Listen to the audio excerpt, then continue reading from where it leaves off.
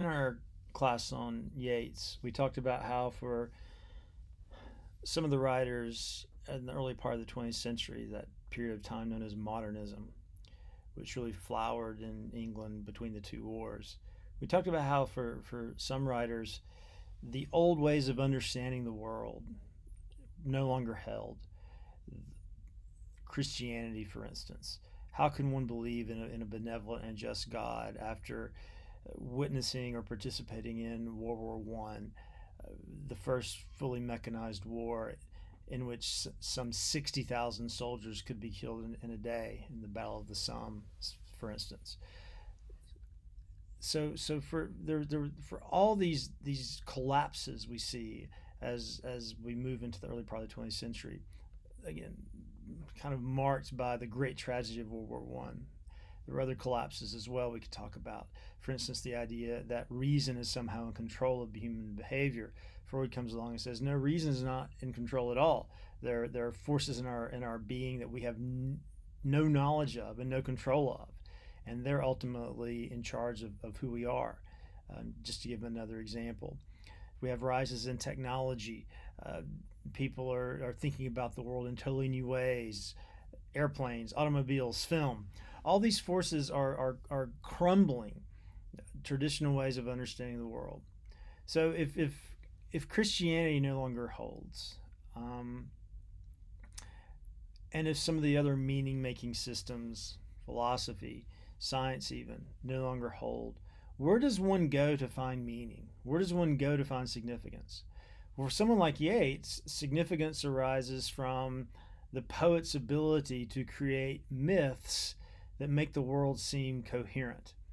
And these myths aren't necessarily true with a big T, they're useful, they're pragmatic. In America around this time, Wallace Stevens is going to be saying the same thing, that poets make the fictions without which we cannot live, because the fictions of the poets make life seem valuable and livable. He gives an example at the end of Hamlet. Hamlet dies. All these other people on the stage are dead as well. Gertrude, Claudius are dead. Laertes is dead. Ophelia has died earlier. Polonius has died earlier. Just this horrific scene where a kingdom has just collapsed, and this great young man, Hamlet, so full of potential, life, energy, and intellect, is dead.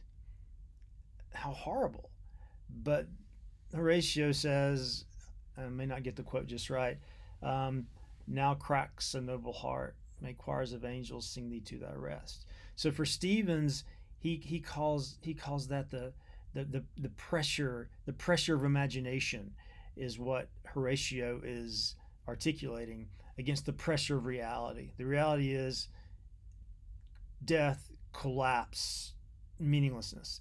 The pressure of imagination is there's something meaningful about the suffering of Hamlet. Yes, he suffered. Yes, he died. But he's apotheosized. He's turned into a kind of saint. His virtues are finally recognized. So we see in Yeats, we see in Stevens this idea that the artist creates meaningful fictions. Uh,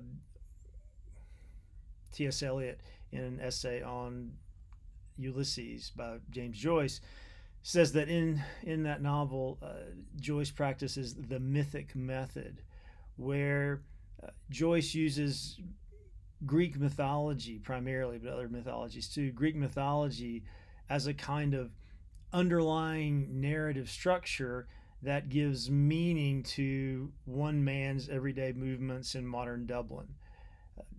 There's a sense of underlying pattern and order. So this is another way through the mythic method, according to Eliot, that the artist generates significance, solacing significance. So let's go to Wolfe. If you read To the Lighthouse, which for me is just as fantastic as Miss Dalloway, you'll see very clearly in that novel that Miss Ramsay, who is somewhat similar to Clarissa Dalloway, Miss Ramsay understands that life without human intervention is nothing but meaningless suffering and meaningless death. If you don't take care of the house over a year period, 2 year period, it will collapse back into chaos. You need human intervention to create significance and order. And the way Miss Ramsey does this is through giving great dinner parties. Uh, she becomes a kind of artist. And if you think about it, a successful dinner party is a kind of work of art, where the host or hostess brings together different people in just the right lighting, with just the right music, with just the right food, with just the right drinks. And suddenly the connections are made that had not been in the world otherwise. And people feel heightened. They feel connected in ways they would not have otherwise. So Miss Ramsey becomes an artist, the hostess as artist. As strange as that might sound, it actually makes sense. Give a good cocktail party, and think how that can alter your heighten your sense of life during that time, and also the anticipation building up to it, and the satisfaction afterward. Well, Clarissa has this same ability. So in this regard, she's an artist in the novel. After she learns of Septimus's suicide and she has to collect herself, she looks out the window, sees the old woman again. We're told that she must assemble. In other words, she must go back out and be the hostess and assemble people into those pleasurable relationships that would make a party successful. And indeed, the whole novel for her leading up to the party is preparation for that. She's like an artist choosing her raw materials. She will choose the flowers. The flowers are such an important part of her party. She chooses the flowers as a painter would choose his or her colors, and uses the flowers again to create this environment that was not there before. She's not trying to create reality. She's trying to create temporary meaning. Now, remember, we talked about how she's very much attuned to flux and flow and oceans and her green dress and her mermaid like qualities. But also, there's a sense that she needs to find order and pattern. It's so dangerous to exist, she says, so dangerous to exist even one day because of death. She's constantly quoting that line from Shakespeare's Cymbeline, fear no more the heat of the sun, fear no more the heat of the sun. So we live in a world that ultimately erases. Look at Sally Seton. She remembers, Clarissa does, when Sally Seton kissed her at Borton, one of the great moments of her life. But when she sees Sally again at her party, that light from Sally has gone. So this is a world where things decay, things fall apart, things die. And how can you manage that without becoming horrified? Well, Septimus can't quite manage that.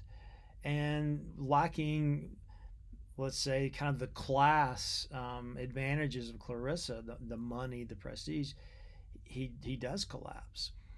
But Clarissa pushes against the decay, the ruination, by creating these lovely parties. So we see in Miss Dalloway, another example of artists as a fiction maker. Although the party's not a fiction, but you know what I'm saying. It's the artist is a maker of patterns that don't aspire to reality, but that aspire to meaning, and not to meaning that will last forever, but to kind of temporary meaning. And it's an endless process. Clarissa will give more parties and give more parties and more parties. That's it.